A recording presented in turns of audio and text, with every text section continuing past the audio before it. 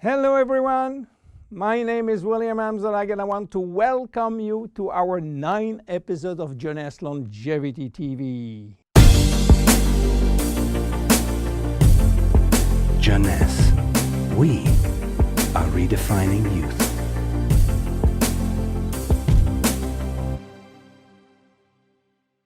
Obesity, or should I say globesity. Today, obesity is a worldwide epidemic disease. There is an outrageous eruption of a worldwide obesity even in the countries where not so long ago famine was the #1 health issue. The fatness of the world is changing rapidly, and this is very disturbing because it's going out of proportion and nobody can get any control of this new epidemic. Many children become obese and then become obese adults. The diseases associated with obesity, such as heart disease, cancer, and especially diabetes, will explode. That will mean a lot of sick people all over the world. The cost in terms of death, diseases, and money spending is just astronomical. Think about today, there is in the world about 3 billion people overweight and 800 million real obese.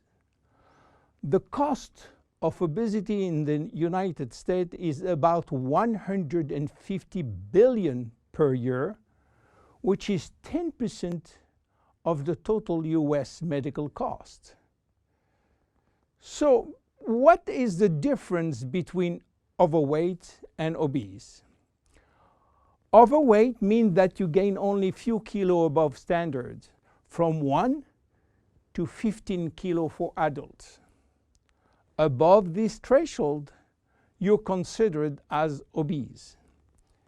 If you wish to get more detailed information, then you have to calculate your BMI, which means your body mass index, by using the following formula: your weight in kilo divided by your height in square meters.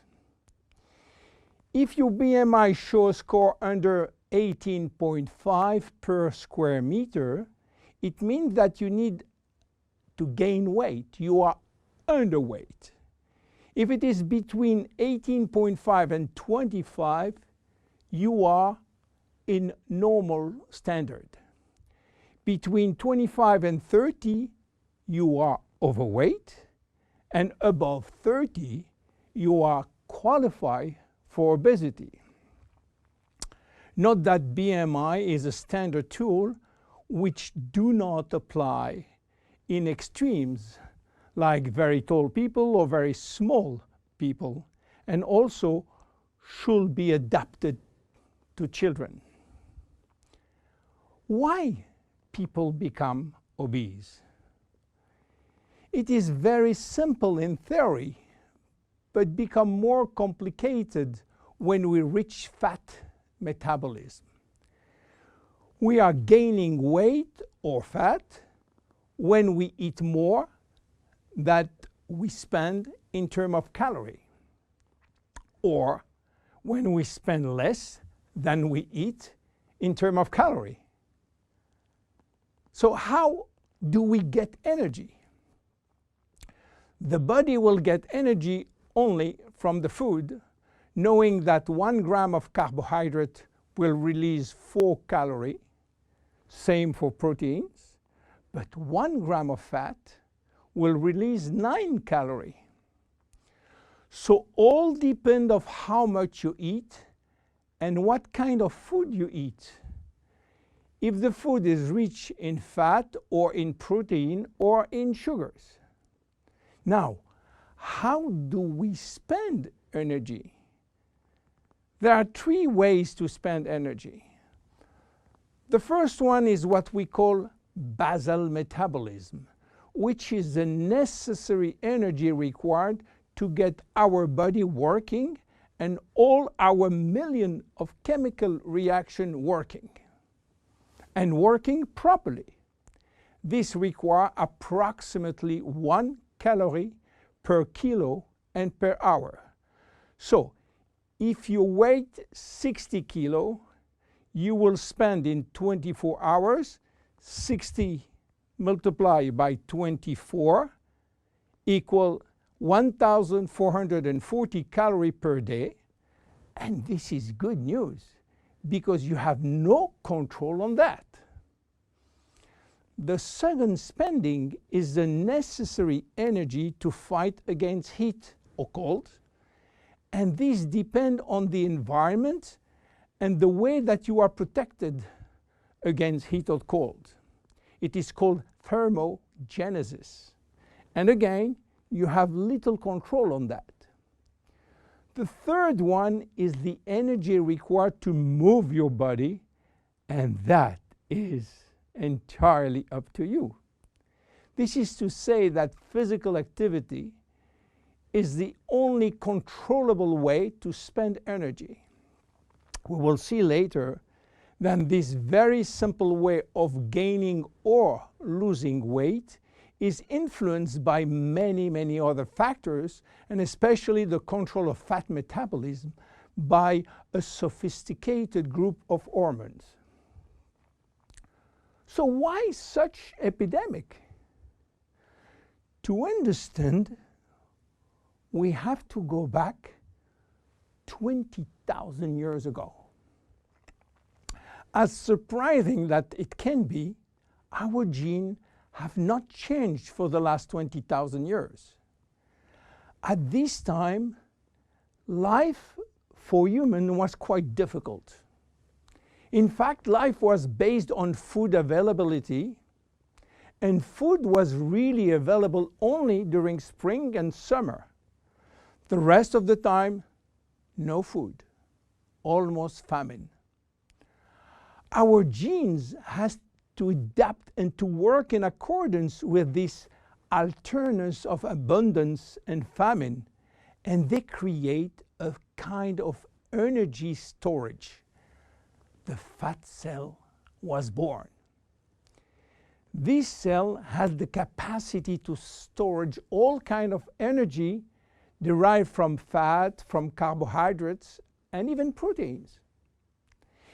It can increase 50-fold its size and retain energy in the form of triglycerides. Because of uncertainty of food availability, our genes were oriented toward the saving mode, which means that every time we eat, all the energy coming from the food was oriented in the storage facility. What happened 20,000 years later? Our genes are still oriented towards saving mode, but there is no more famine.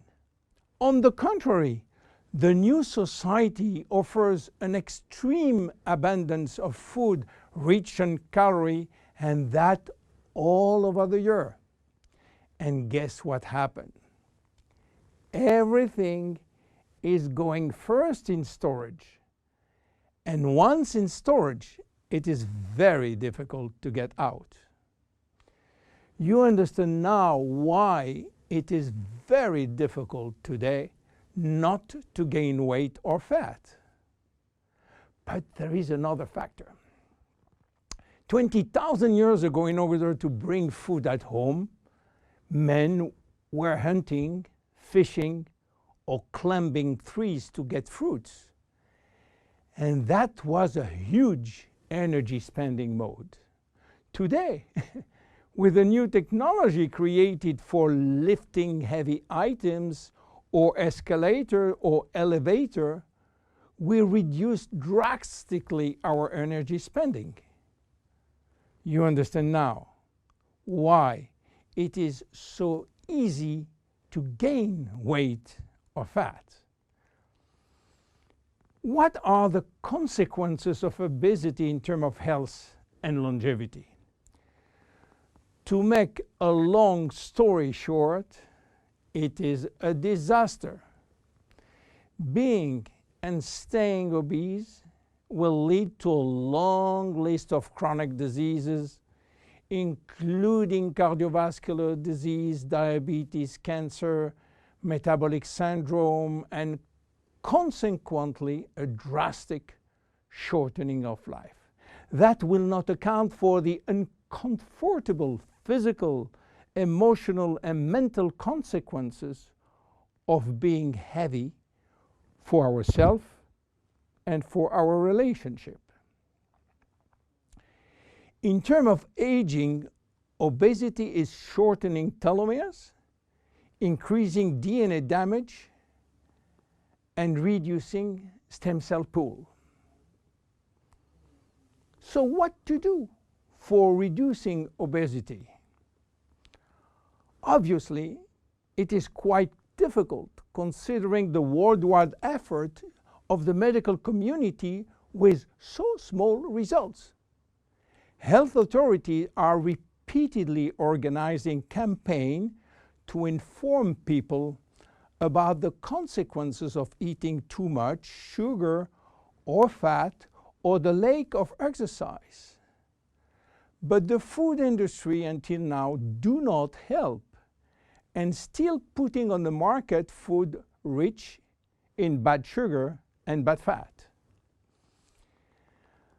The first step is to be convinced that improving your lifestyle, which means improving your nutrition, your physical activity, managing your stress and your emotion, in order to stop impulsive eating, will be a very good action to preserve your life and your longevity.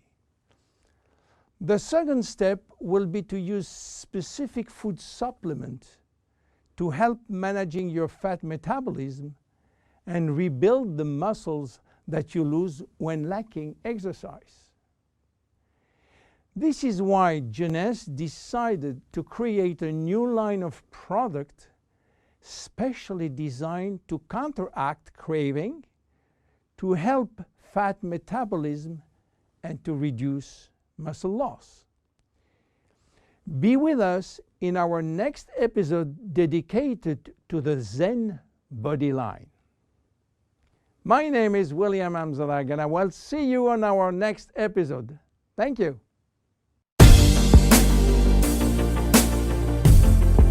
Jeunesse. We are redefining youth.